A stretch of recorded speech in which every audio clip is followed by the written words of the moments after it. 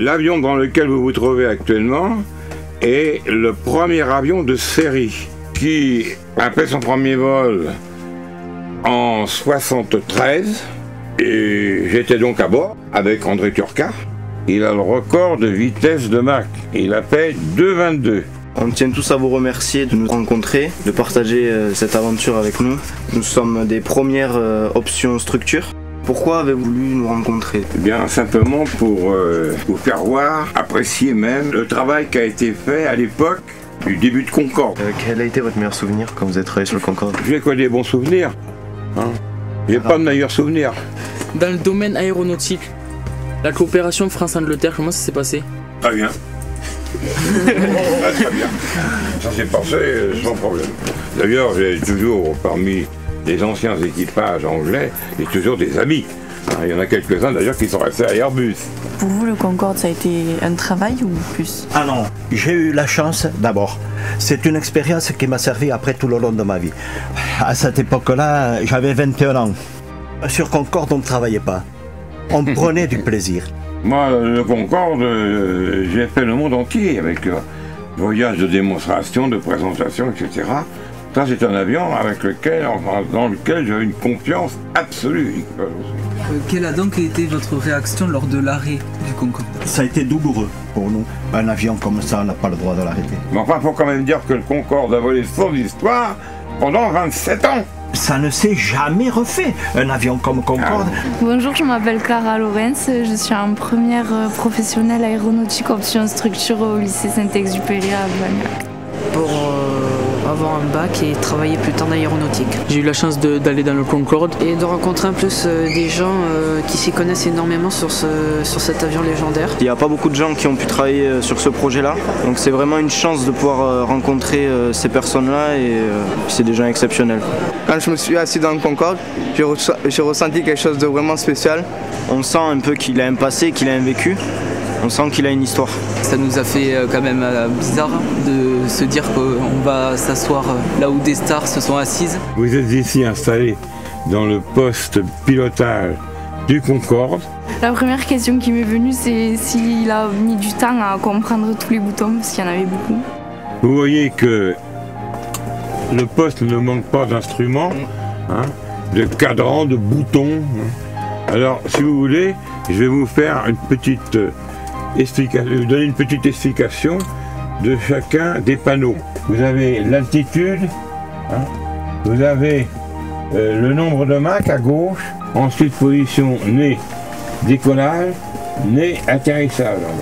Ce que j'ai ressenti dans le cockpit avec Rétif, c'est qu'il était vraiment spécial, il était vraiment dans son truc. On sentait qu'il a passé sa vie presque dedans. Merci beaucoup, voilà, c'était très gentil. Il n'y a pas de quoi, c'est à moi, ça m'a fait plaisir. Si vous pouvez arriver à travailler dans le milieu de l'aéronautique, soyez attentifs au travail que vous faites et puis pour donner le maximum, toujours. Quand on les voit, on voit qu'ils s'y connaissent encore, on dirait qu'ils travaillent toujours dessus. Il y a 30 ans que je suis en retraite, hein. Parce que mine de rien, j'ai 92 ans. C'était quelque chose de fabuleux, ça a été et ça reste un mythe Concorde. Mais il y avait autre chose. Il y a une expérience humaine qui a été quelque chose de fabuleux. Moi, c'est un des souvenirs que je garde et qui m'ont guidé tout le long de ma vie. L'expérience des gens avec lesquels on travaillait. Il y avait vraiment une équipe, les gens étaient soudés. Ça bloque pas? Et après, avec la petite, tu te relances. Tu tiens pas dans la 40? Et là, j'ai vu vos collègues qui travaillaient sur la porte, par exemple. Vous y travaillez aussi? On a travaillé en Entre familles, vous avez commencé par là. C'est-à-dire que vous tournez au fur et à mesure. La contrôler, la faire valider et la remonter après. C'est l'épreuve du bac, ça, en fait. C'est l'épreuve du bac, d'accord. Alors, qui était un peu biscornu, un peu tordu, pour pouvoir passer, on bloquait comme ça l'écrou et on pouvait serrer de l'autre côté. Narcisse, c'est quelqu'un qui est passionné par son travail. C'est quelqu'un qui peut nous apprendre plein de choses que on n'aurait pu apprendre que de lui. Les personnes qui ont travaillé sur Concorde, ils ne travaillaient pas sur un avion classique. Les personnes qui travaillaient sur ce projet-là avaient une démarche et une réflexion qui étaient plus élevées, plus importantes que ceux qui travaillaient sur des avions normaux. J'ai travaillé premièrement sur le Concorde. J'étais encore chez Boeing.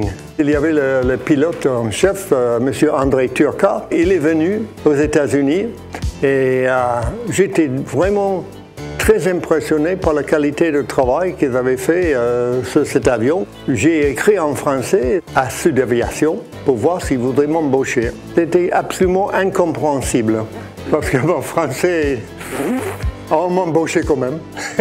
Dès mon retour de l'armée, c'est-à-dire en 1967, j'ai commencé à travailler sur Concorde et j'étais chargé de l'exploitation des essais en vol et au sol des systèmes d'air. Toute ma carrière a été faite sur Concorde. Pour moi, c'est mon bébé. C'était une entreprise qui était bien plus petite que maintenant et c'était presque familial. J'ai passé un total de 21 ans là-dessus. J'étais responsable pour l'aérodynamique du système de propulsion. Et il m'arrivait de commencer à 8 h du matin, de finir à minuit le soir, et puis on ne comptait pas parce qu'on était vraiment pris. C'était un programme qui nous a vraiment passionnés à tous. Le fait de dire je travaille sur Concorde, c'est vrai que c'était pour tout le monde, c'était une certaine fierté. J'ai quelqu'un de ma famille qui a bossé sur mon Concorde, dont mon grand-père, qui a bossé sur les gammes de travail. Des gens passionnés. Qui sont motivés tous les matins pour aller au travail, pour faire vivre cette passion, ce rêve. Vous avez la chance de pouvoir créer quelque chose et de faire un métier que vous aimez. Mais faites-le aussi avec des gens que vous aimez. Sachez que le partage, l'union, l'équipe, c'est ce qui fait la force. Moi, ça me ferait rêver de bosser sur un projet comme le Concorde parce que c'est vraiment spécial et ça reste quelque chose d'unique. Il y en a beaucoup qui voulaient, je pense. Donc... Le premier, il a été construit à Blagnac dans le Hall Air France. C'était très différent de tous les autres avions. Et on se demandait si réellement cet avion arriverait à décoller et partirait. Et puis c'est arrivé, le jour J est arrivé. Ça a été une fête extraordinaire. Tous les Blagnacais s'en souviennent. On a attendu plus de 8 jours parce que le temps n'était pas favorable ni rien du tout. Il a été décidé, pas par nous, mais par les navigants. Tant pis, André Turca a dit on y va quand même vent arrière. C'était un dimanche quand enfin il a décollé. Je me souviens d'avoir transporté des couvertures pour nos invités. Et on portait les couvertures, on distribuait les couvertures, il faisait tellement froid. Au stade d'Airbus, là, à Ottawa, il y avait un match de rugby et l'arbitre il a arrêté le match. Et tout le monde s'est mis à voir Concorde passer dans le ciel. Donc on a assisté au décollage en étant au plus près. On ne pouvait pas être plus près que ce que nous on était. Il nous est passé devant. Là. On a été tous ébahis. C'était vraiment fabuleux pour nous. À partir du moment où on lance un programme qui n'a jamais existé auparavant, parce qu'à l'heure actuelle, Dieu sait qu'il y en a des Airbus et des versions d'avions. Mais quand vous prenez un Concorde, il y en a eu un et un seul. Et il n'y en a pas d'autres. Et il n'y en aura pas d'autres. Et tout le monde le savait qu'il n'y en aurait pas d'autres immédiatement. Les personnes étaient impliquées dans un programme qui était seul et unique, et on savait que c'était pour des décennies. Et les gens, ils ne pensaient pas carrière, on pensait projet. Le projet, c'est quelque chose de fabuleux. C'est ce qui vous permet d'avancer, d'aller plus loin. Vous avez eu des grands projets. Moi, j'ai rencontré des gens, leur Concorde à eux, c'était le France, le bateau. Hein? Les gens qui ont travaillé sur le France, ils étaient comme nous. Vous leur disiez, au fait, votre travail quand vous étiez sur le France, et de suite, vous voyez les yeux, tac, ils s'ouvraient, ils s'allumaient, ils commençaient à pétiller. Ben, comme les gens qui ont travaillé sur Concorde.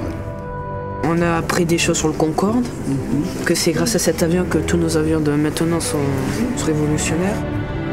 Qu'est-ce qui t'a le plus ému dans ce projet Concorde? C'est le moment passé dans la partie présidentielle du Concorde avec Michel Rétif et Narcisse. Si t'étais quelqu'un qu'on a rencontré pendant l'expérience, tu serais qui? Je serais Narcisse, parce que c'est d'abord quelqu'un qui sait bien expliquer, qui sait bien apprendre, qui est vraiment gentil. Et même, il a fait le métier qu'on est en train de faire dans notre filière. Le Concorde, pour lui, c'était son enfant en fait. Il appréciait beaucoup, il a aimé travailler sur le Concorde avec son équipe. Est-ce que tu aimerais vivre cette expérience? Oui, bien sûr, parce que c'est un honneur de travailler sur un avion comme ça. Il y a beaucoup de travail, mais il y aurait une certaine fierté de travailler sur cet avion. L'expression qu'il disait à chaque fois, c'est il faut qu'on vive notre Concorde. Trouver notre Concorde, Parce que genre, ça leur a tellement porté à cœur, t'as vu? Franchement, si on peut le refaire, c'est à continuer cette expérience et à approfondir un peu les sujets avec ces personnes. Ça serait pas mal. Moi, le seul truc qui me déçoit, c'est que ça soit déjà presque fini. À l'heure d'aujourd'hui, tout le monde peut trouver son Concorde?